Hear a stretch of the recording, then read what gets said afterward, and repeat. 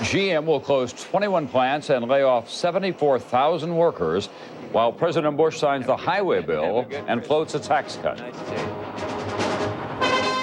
This is NBC Nightly News with Tom Brokaw, reporting tonight from NBC News headquarters in New York. Good evening. We knew it was coming, but the reality is stunning. GM, the world's biggest automaker, will cut its workforce by almost 20% over the next 4 years. And the domino effect of that kind of cutback cannot be accurately calculated tonight, but it too will be substantial. NBC's chief financial correspondent Mike Jensen has the grim details. Michael?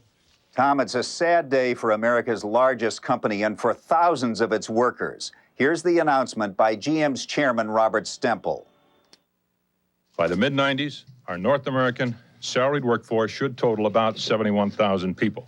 That's about 1/2 the size of our 1985 salary workforce. Over the next 4 years, GM is closing 6 assembly plants, 4 powertrain plants, and 11 factories that make parts. It's eliminating 20,000 white-collar jobs and 54,000 blue-collar jobs. It's a rough thing at this time of the year, Christmas time and all. All this because GM is hemorrhaging money. It's losing $16 million a day on its U.S. operations. GM already had closed 11 factories and fired almost 1/3 of its white-collar workers over the last 8 years to cut its losses. Analysts say GM is the worst off of the big 3 U.S. automakers, but that all are having problems. Collectively, they'll lose about $10 billion in North America this year. That's an average loss of about $1,000 on every American-made vehicle sold in this country. Why aren't people buying? The recession, of course.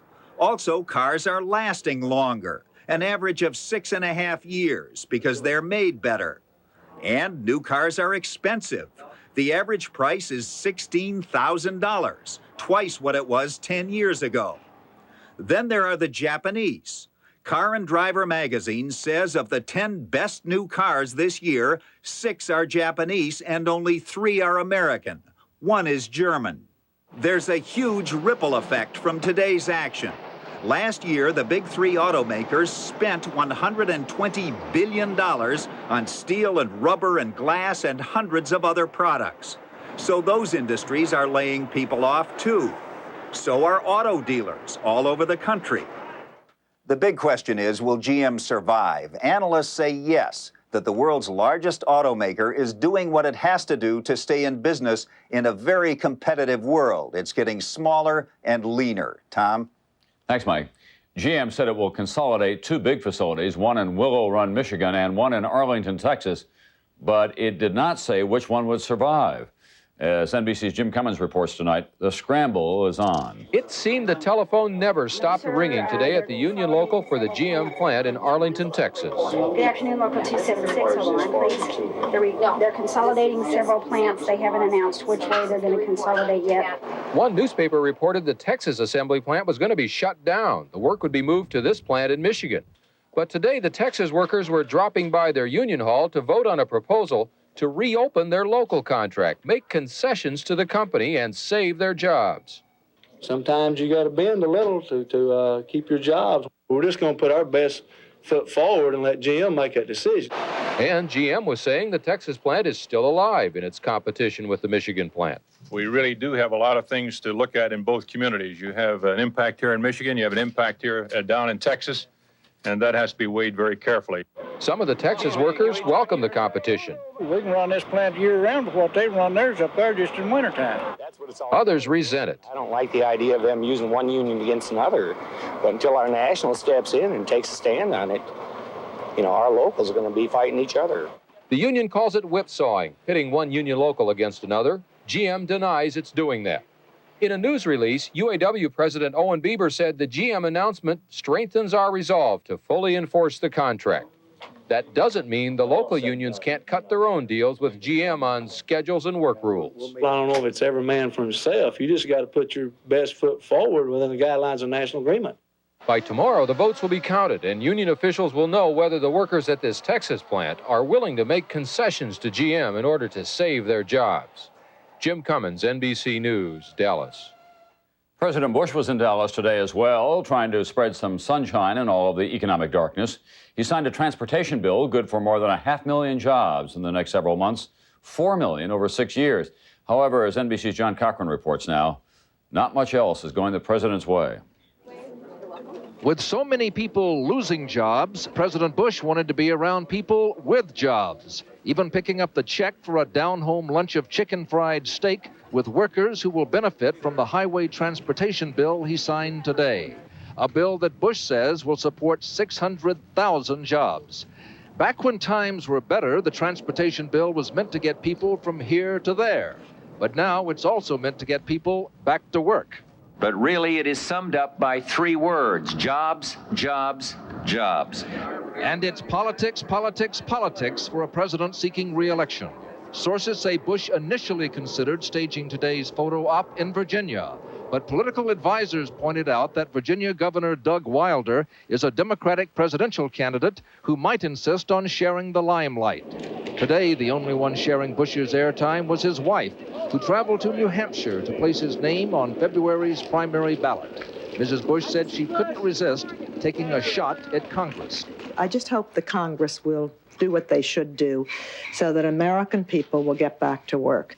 Today, some in Congress were doing something, quizzing Federal Reserve Chairman Alan Greenspan, who was gloomier than ever about the economy, and contemptuous of a White House-floated trial balloon to give taxpayers rebates of up to $300, a balloon that landed with a thud. And I would urge the president to go very, very cautiously down that path. But floating the rebate balloon does give the impression that the president is doing something about the economy now, or at least thinking about doing something. But next year, the president really will have to move the American economy, or he may have to move out of the White House. John Cochran, NBC News, Dallas. Well, Nightly News continues in a moment. Drug use in America. The numbers are going back up. And tonight's vital signs, flu shots are causing positive but false readings on AIDS tests.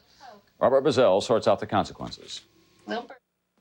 I was a dedicated beard wearer until my wife gave me the new Remington Microscreen Elite. It's quick, it's close. The Remington Microscreen Elite has 2 ultra-thin screens and 112 diamond-honed cutting edges. The first screen shaves incredibly close, the second even closer. The Remington Microscreen Elite, so comfortable, shaves as close as a blade or your money back. And the Lady Remington, the perfect gift. Shave wet or dry. Super value shavers from Remington.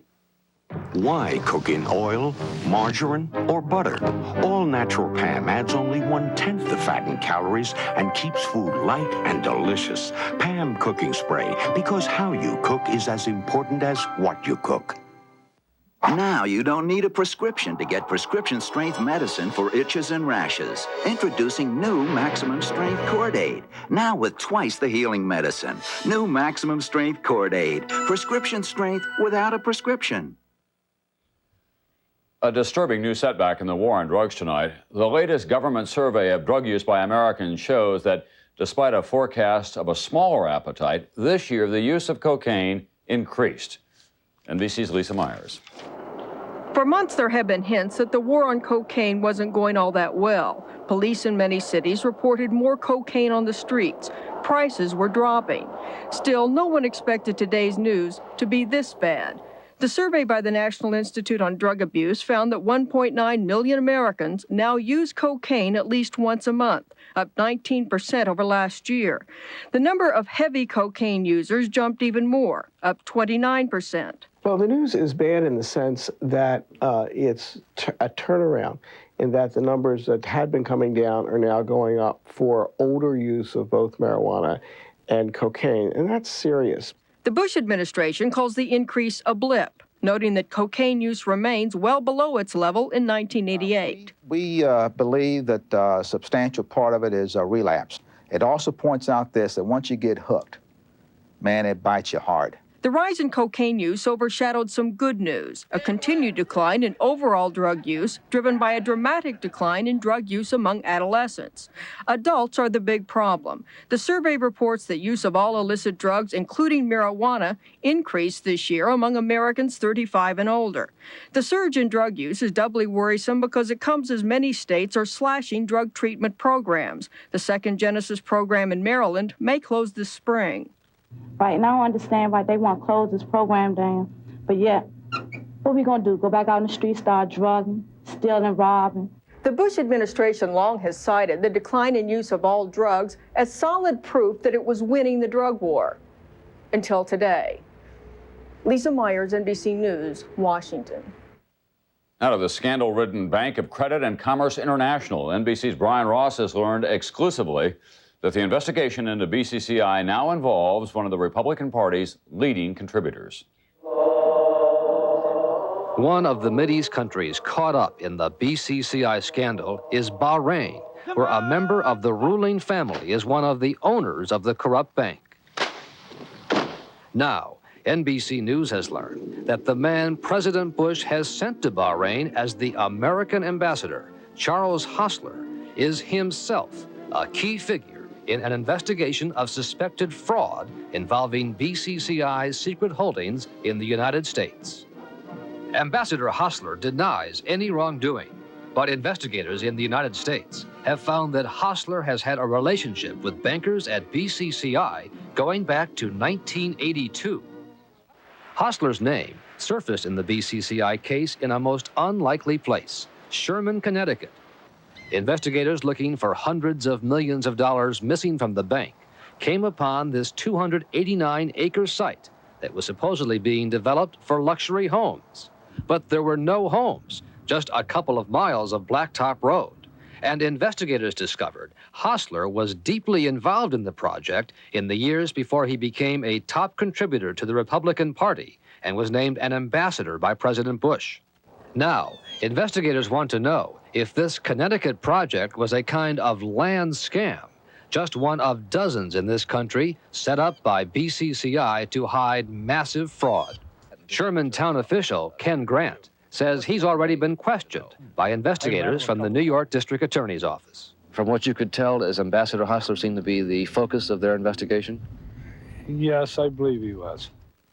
In his financial disclosure form, Ambassador Hostler makes no mention of the Connecticut project or any ties to BCCI. And in a telephone interview from Bahrain, Ambassador Hostler said he had very little to do with the project in Connecticut. But back in Sherman, Connecticut, in the town hall, a different story. Letters on file from BCCI and Hostler himself, making it clear that Hostler, until at least 1988, was the, quote, authorized representative for the project. Curtis Hagan, a Connecticut real estate appraiser who worked on the project, says Hostler took his orders from a man named Mohammed Hammoud, who law enforcement authorities say was BCCI's agent for secret dealings with prominent Americans. I think the machination was all that of Hammoud. I think he was playing the tune and Hostler was dancing to it. In Bahrain, in a second telephone interview, Ambassador Hostler acknowledged he was involved in 3 projects involving Mr. Hammoud, but that he had no financial dealings with BCCI. And what did you learn about Mohammed Hammoud? In the Senate hearings on BCCI, Ambassador Hostler's name has not come up. But Senator John Kerry has found that Hammoud is tied to more than $100 million in missing money.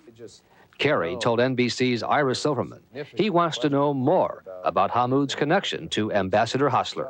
And the mystery around him is significant enough that you wonder why an American official is tangled up with him even now. Hostler. Evidently.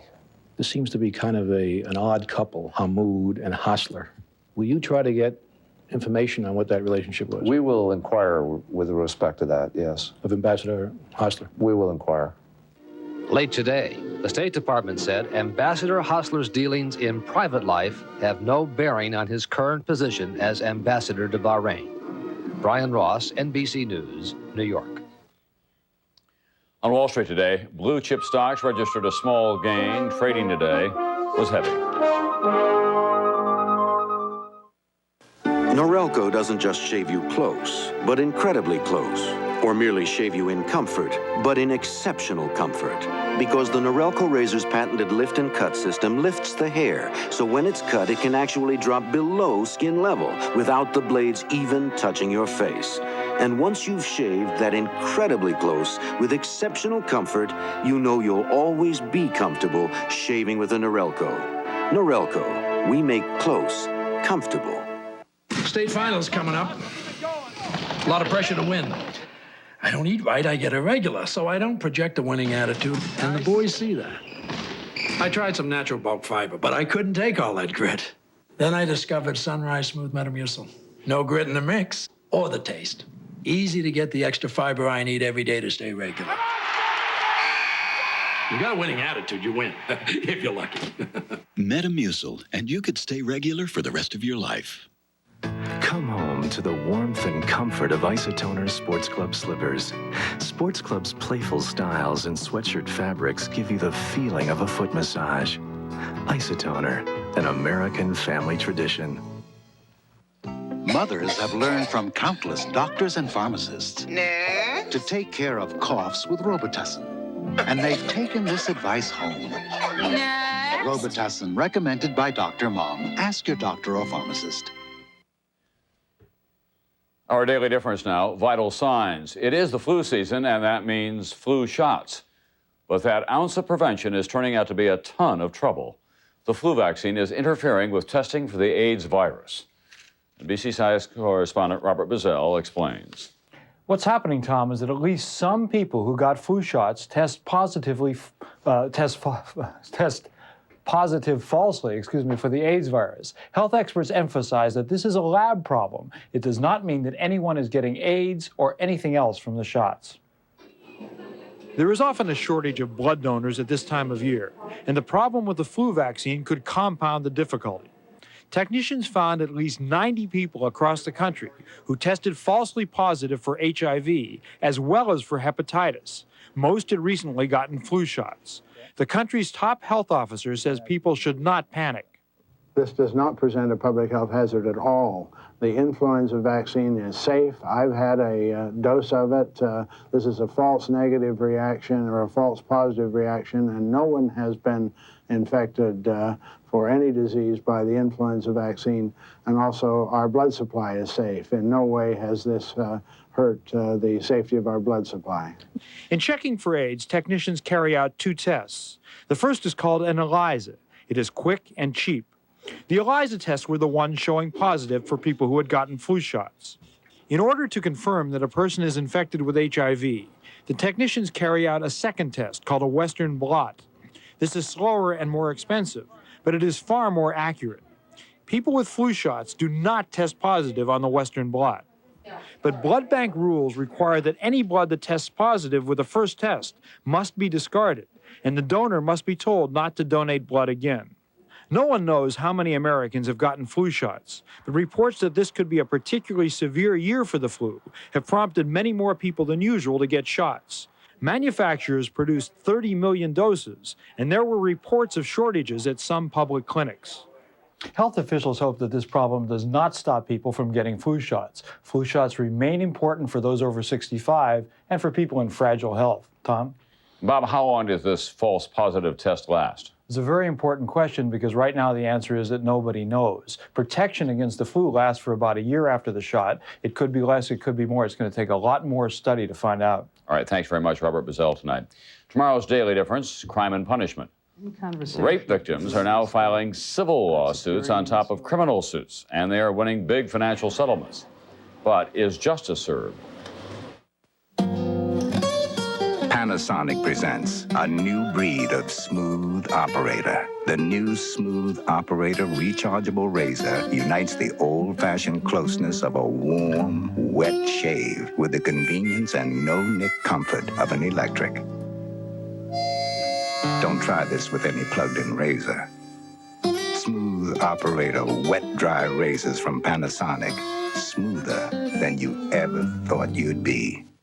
A cold always starts small, but before you know it, your cold is full grown. That's when you need Dimetapp. If it was any stronger, you'd need a prescription. Dimetapp Extend tabs work for 12 full hours. It's the way to relieve the congestion and sneezing of a full-grown cold. Maximum strength Dimetapp Extend tabs. Relief for the full-grown cold. And for colds and flu with fever, now there's Dimetapp Cold and Flu. This Rival Crock-Pot is a great gift. It makes cooking so easy, and you don't have to spend all day in the kitchen. Oh, but I love spending all day in the kitchen. It's what I live for. You've been doing too much Christmas shopping. Let's get ourselves this new Black & Decker food steamer rice cooker for Christmas. It's a good price. And steamed vegetables are healthier than boiled. Why?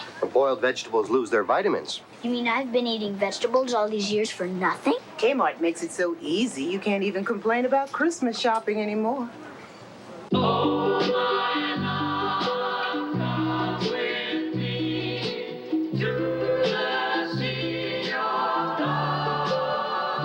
the fantasy. Chanel number 5. You know, California prunes have a lot of vitamin A. And they say that vitamin A is good for your eyesight. Maybe you haven't had a prune lately. Sweet, delicious California prunes. Find out how good they really are. Secretary of State James Baker has a ringside seat for the disintegration of the Soviet Union, and its newly independent states have been asking for America's help in destroying their nuclear weapons. Today, it was Ukraine and Belarus. NBC diplomatic correspondent John Dancy is with Mr. Baker. Baker got firm commitments from 2 Soviet republics today to destroy nuclear missiles on their soil. First, from Stanislav Shushkevich, leader of Belarus, and tonight from Leonid Kravchuk of Ukraine, who set a speedy timetable.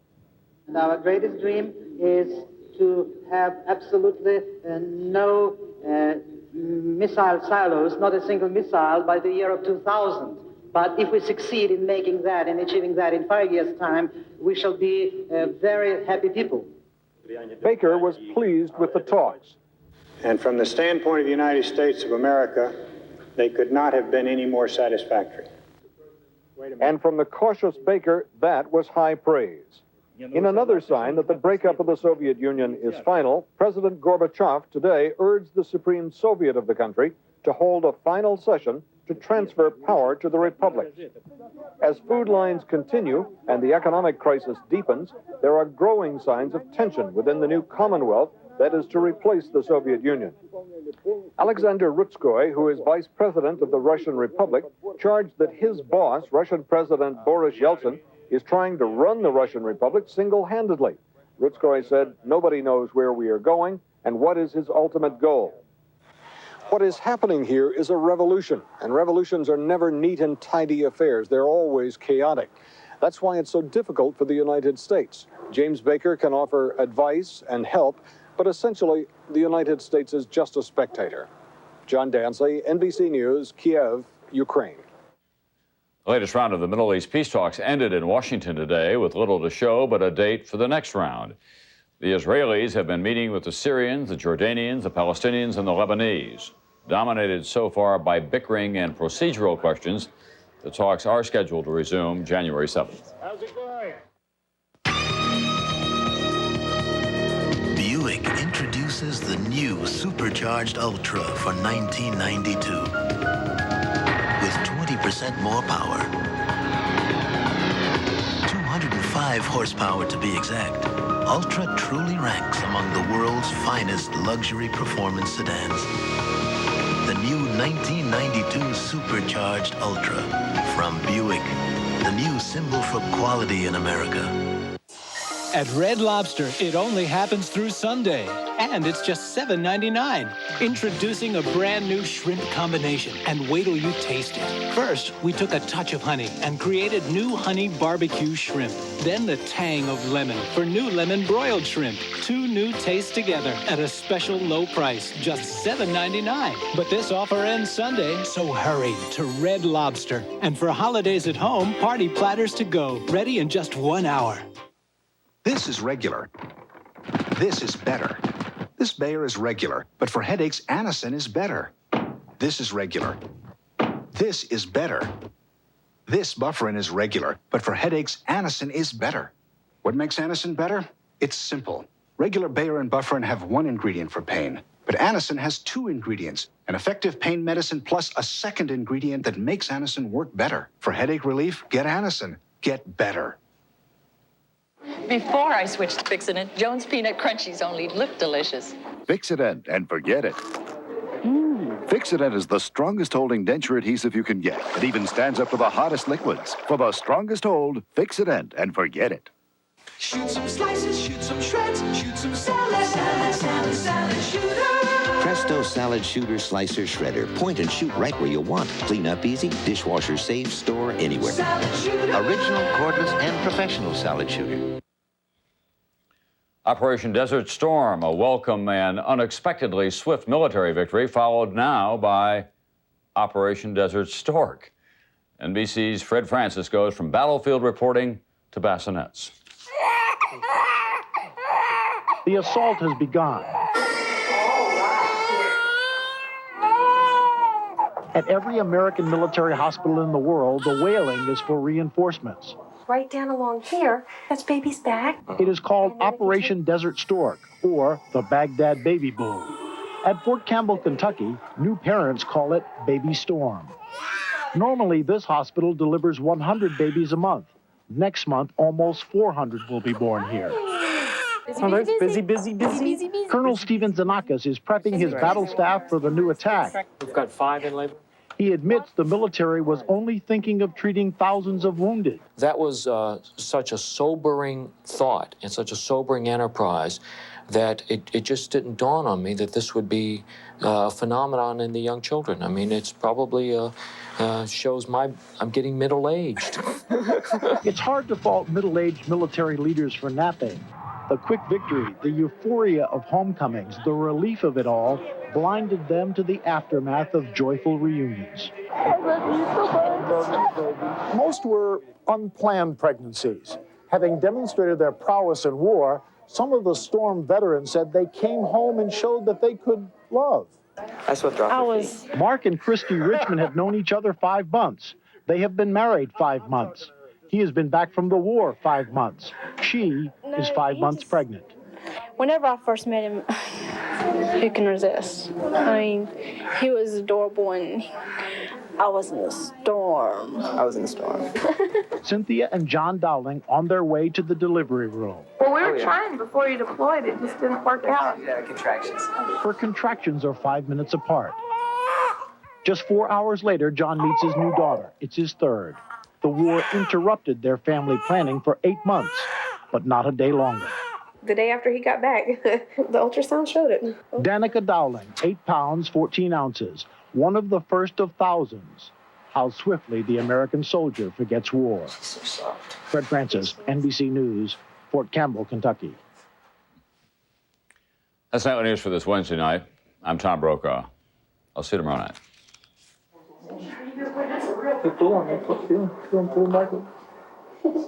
They're strong. Are they strong? They're strong?